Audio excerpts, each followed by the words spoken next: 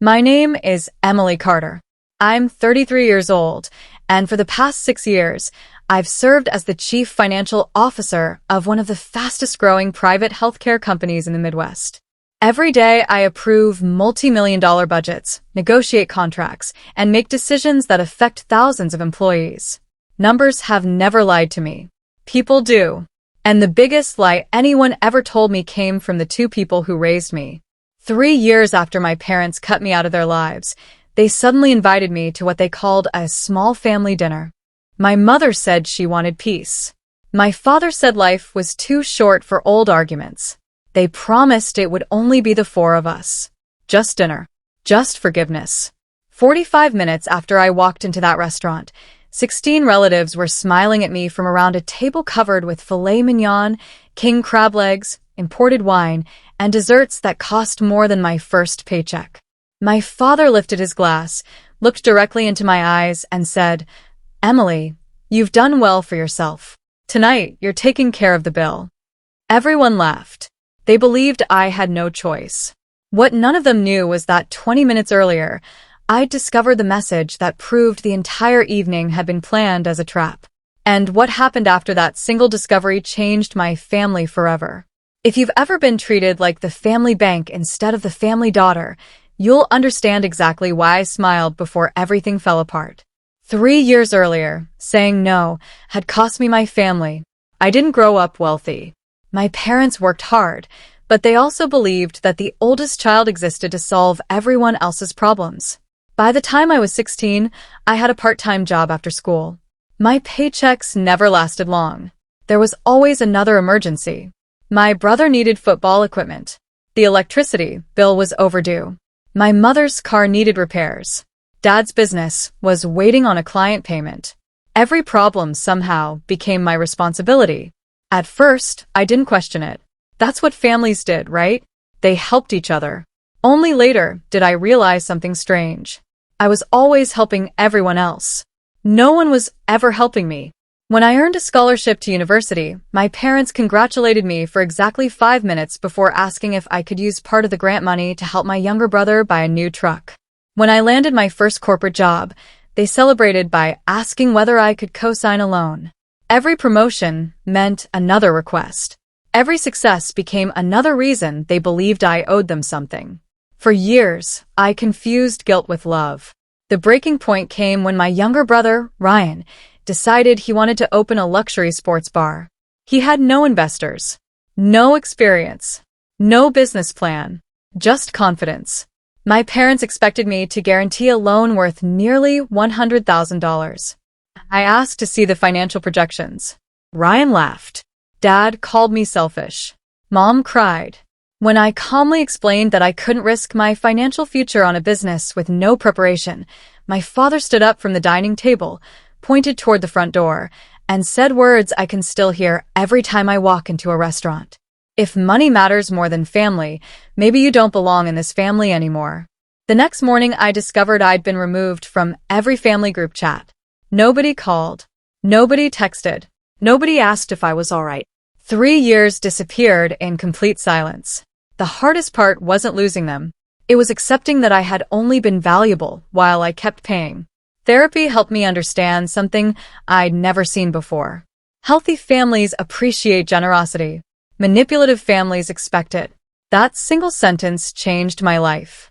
I stopped apologizing for having boundaries. I stopped answering calls from unknown numbers. I stopped believing it was my job to rescue adults from the consequences of their own decisions. Life became peaceful. I bought a small townhouse, adopted a rescue dog named Oliver, started traveling once a year, built friendships with people who celebrated my success instead of calculating what they could gain from it. For the first time, my life belonged to me. Then one Tuesday morning, everything changed. I was reviewing financial reports in my office when my phone vibrated. I almost ignored it. The notification came from a group chat I hadn't seen in years. Family Red Heart. Someone had added me back. I stared at the screen for almost a minute.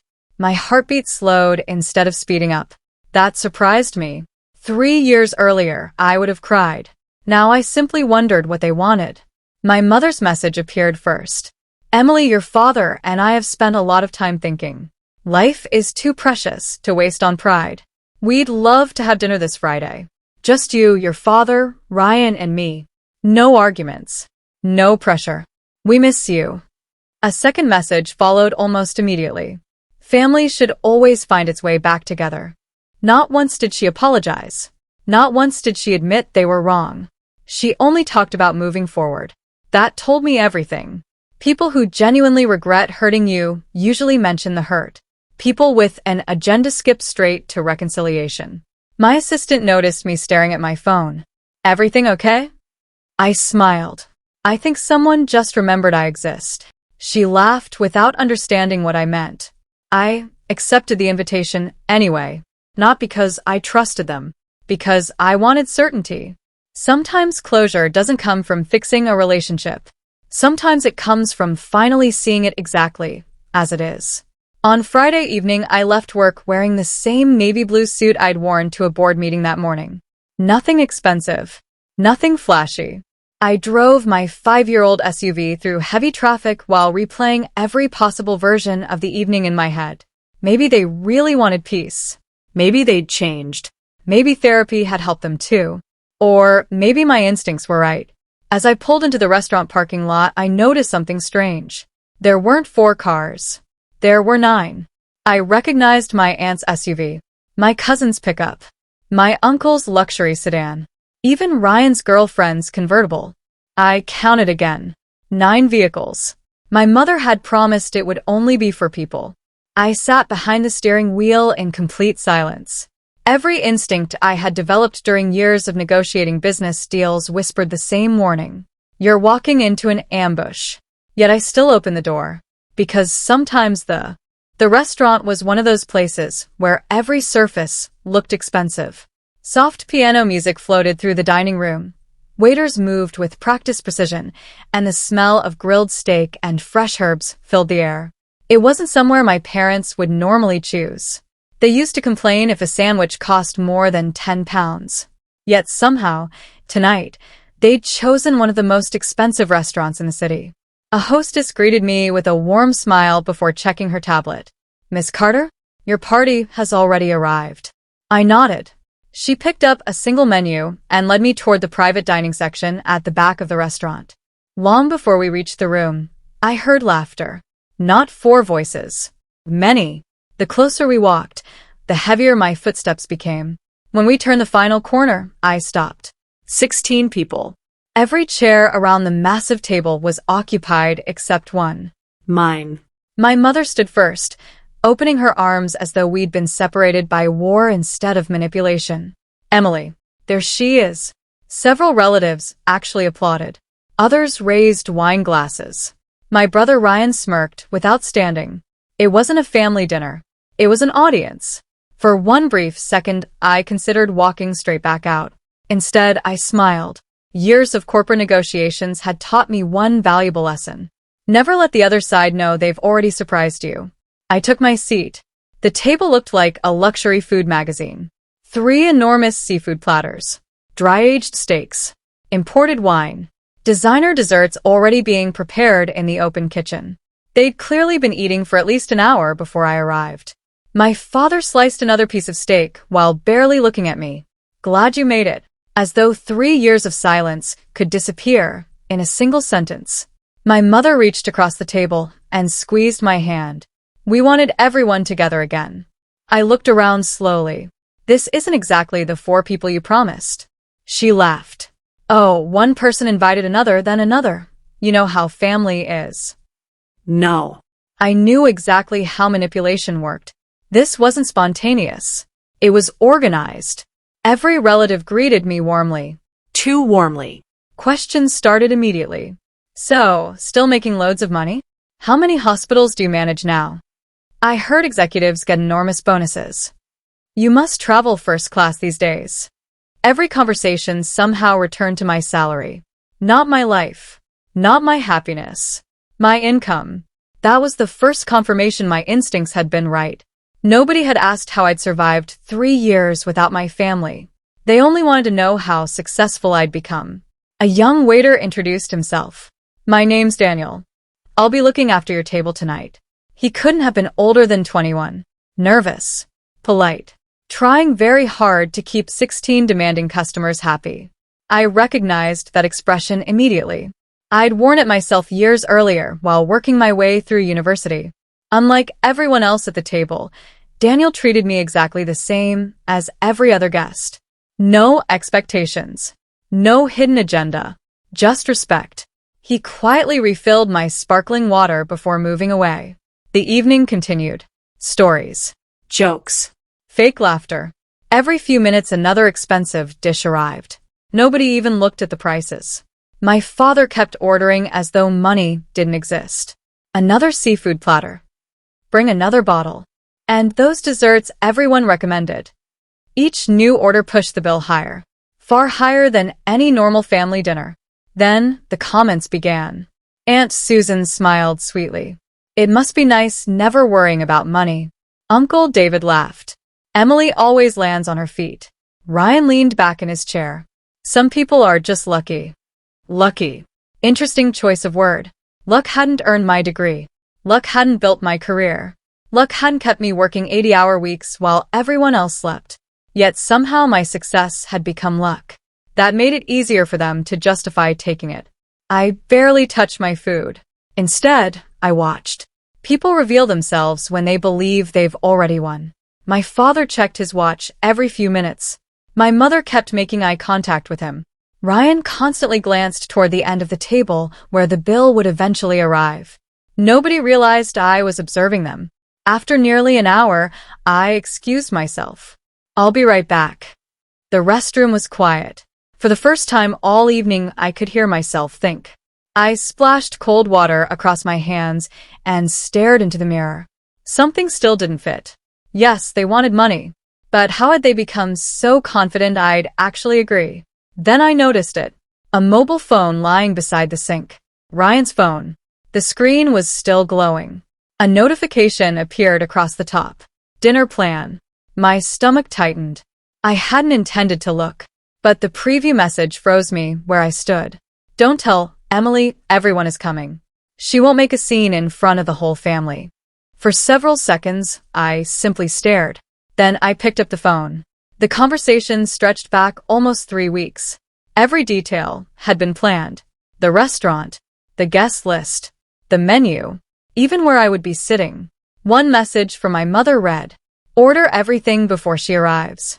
Once the food is served, she'll feel guilty saying no."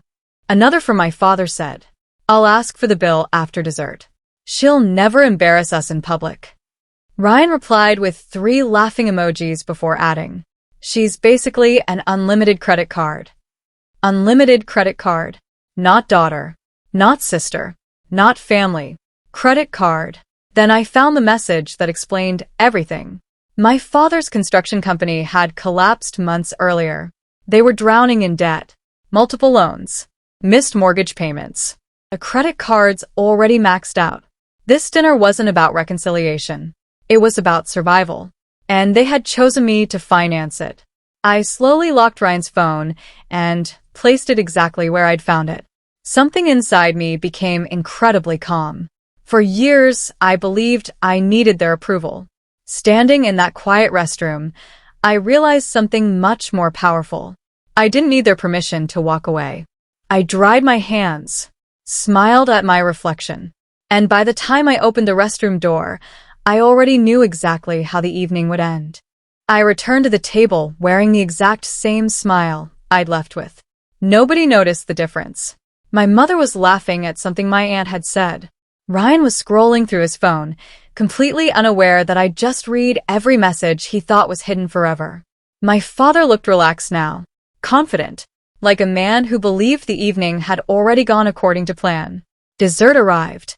Molten chocolate cake, cheesecake, fresh berries, coffee, another bottle of imported wine. The bill had climbed far beyond what any ordinary family would ever spend on a casual dinner.